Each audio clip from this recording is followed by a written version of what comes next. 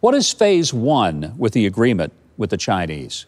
What we have here is a country, Communist China, back in 2001, joined the World Trade Organization and proceeded to break every rule in the WTO book. What they do to us, I've referred to as the 7 deadly structural sins. It includes cyber hacking our computers to steal our trade secrets, intellectual property theft, forced technology transfer, dumping and subsidies as a category, the use of these state-owned enterprises to crush capitalism around the world, currency manipulation, and finally, reprehensibly, the killing of Americans with deadly fentanyl.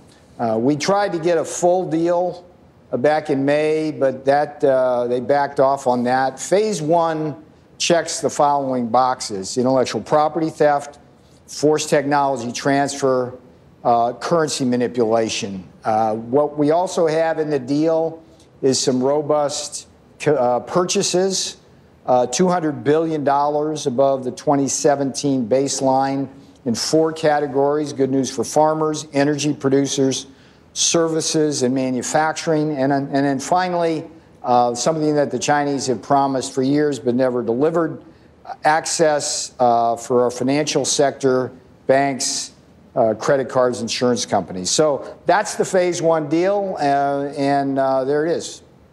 How come no previous administration ever stood up to the Chinese and simply said, we're all going to have to play by the same rules? I think one of the beautiful things President Donald J. Trump has done is to completely and forever change our understanding of China. Today, China is a strategic rival that we understand as Americans is in competition with us, that's seeking to economic supremacy as well as military supremacy. And President Trump has taken a much tougher line than Bill Clinton, George Bush, or Barack Obama, Joe Biden. It's really unconscionable that these past presidents and leaders didn't identify this problem. And really what's interesting about Donald J. Trump is he knew about this dating back to the 1990s, and for Japan when we had some issues with trade back in the 80s.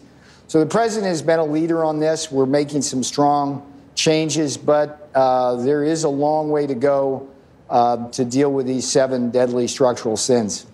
We've talked about the contrast with the previous administrations. How much of their inaction was because of the pressure of multinational corporations who were benefiting from the Chinese gaining in this war, and they're simple turning their heads because these big multinational corporations were big political donors? I love that question, and I think the answer is it was about 10% naivete on the part of both past presidents and Congress, and 90% show me the corporate offshoring money.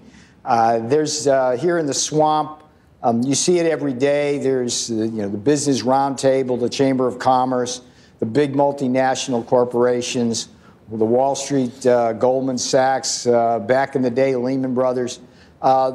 They do not salute the red, white, and blue. They salute the green.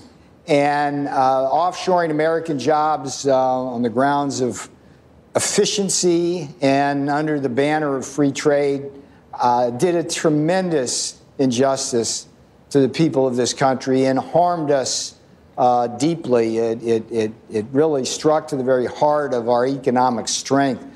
What Donald J. Trump is doing as president is, under the mantra of economic security is national security, is defending American workers against these unfair trade practices, and in the process, rebuilding our manufacturing and defense industrial base.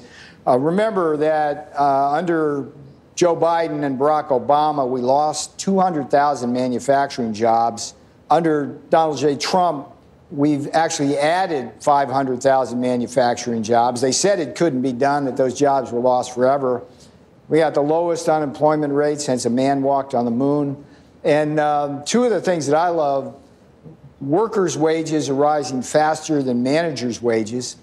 And then back during the campaign when I was with the president, there was this statistic, startling statistic. 1 out of 4 prime-age worker men were out of the workforce.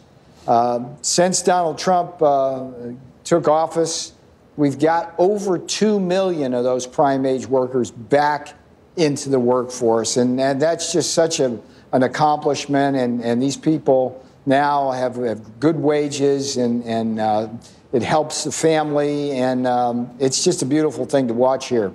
What a great team of President Trump and Peter Navarro making this happen. It wouldn't have happened without either of you, but both of you together, thank you. I'm delighted to have you here on the show as well.